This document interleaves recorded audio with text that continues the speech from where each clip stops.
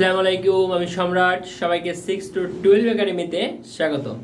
Viewers, আজকে আমাদের আলোচ্য বিষয় হলো নবম ও দশম শ্রেণীর রসায়ন বিজ্ঞান বইয়ের চতুর্থ অধ্যায় অর্থাৎ পর্যায় সারণী অধ্যায়টির বেশ কিছু প্রশ্ন এবং এই প্রশ্নের উত্তর। এই প্রশ্নগুলো প্রত্যেকটি আমাদের পর্যায় কেন্দ্রিক, অর্থাৎ একই পর্যায়ে বাম থেকে ডানে গেলে পারমাণবিক আকারের কিরূপ পরিবর্তন হয়, পারমাণবিক ব্যাসার্ধের কিরূপ পরিবর্তন হয়, ধাতব ধর্মের কিরূপ পরিবর্তন হয়, অধাতব ধর্মের কিরূপ পরিবর্তন হয়, তড়িৎ ঋণাত্মকতা, ইলেকট্রন আসক্তি এবং আয়নীকরণ শক্তির কিরূপ পরিবর্তন হয়। পরবর্তী ক্লাসে আমরা আলোচনা করব শ্রেণী বিষয়ক প্রশ্নগুলো। আজকে আমাদের আলোচ্য বিষয় হলো পর্যায় বিষয়ক প্রশ্নগুলো। এখানে মূলত 60টি প্রশ্ন হবে। এই ক্লাসে আমরা 4টি নিয়ে আলোচনা করব, পরের ক্লাসে আমরা 3টি নিয়ে আলোচনা করব। এই সর্বমোট 60টি প্রশ্নের উত্তর হয়ে গেলে এটি খুব সুন্দরভাবে বোঝা যাবে। চলো আমরা বিষয়টি নিয়ে আলোচনা করে দেখি। পর্যায় সারণী, এখানে আমাদের একই পর্যায়ে বাম থেকে ডানে গেলে পারমাণবিক আকারের কিরূপ পরিবর্তন হবে, অর্থাৎ বাম থেকে ডানে গেলে পর্যায় সারণীর যে পারমাণবিক আকার সেটির কিরূপ পরিবর্তন হবে সেটা হলো প্রশ্ন।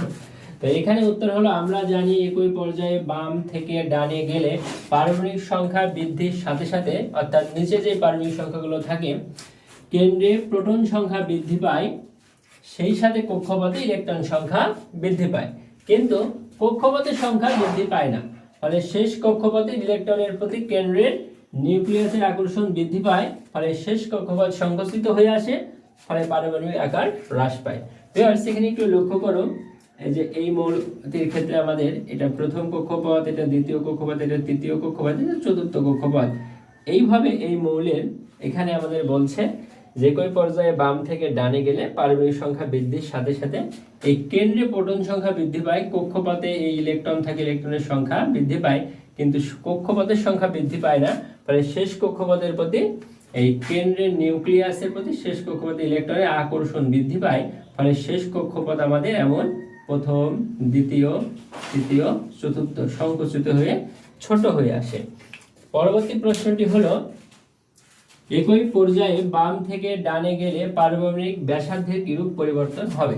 এটির উত্তর হলো 1 নং প্লাস, মানে 1 নং এ আমি শুরু থেকে এই শেষ পর্যন্ত যা লিখেছি পুরোটা লিখতে হবে। তারপরে এটার সাথে আমাদের যোগ দিয়ে লিখব, যেহেতু পারমাণবিক আকার হ্রাস পায়, 1 নম্বরে পারমাণবিক আকার হ্রাস পেয়েছিল, সেহেতু পারমাণবিক ব্যাসার্ধ হ্রাস পায়। ব্যাসার্ধ কি জিনিস? এই যে এখান থেকে আমাদের এই মৌল এতটুকু হলো ব্যাসার্ধ, এখান থেকে এই মৌলটির ব্যাসার্ধ কমে গেছে, এটা হ্রাস পেয়েছে। এটা যদি আমাদের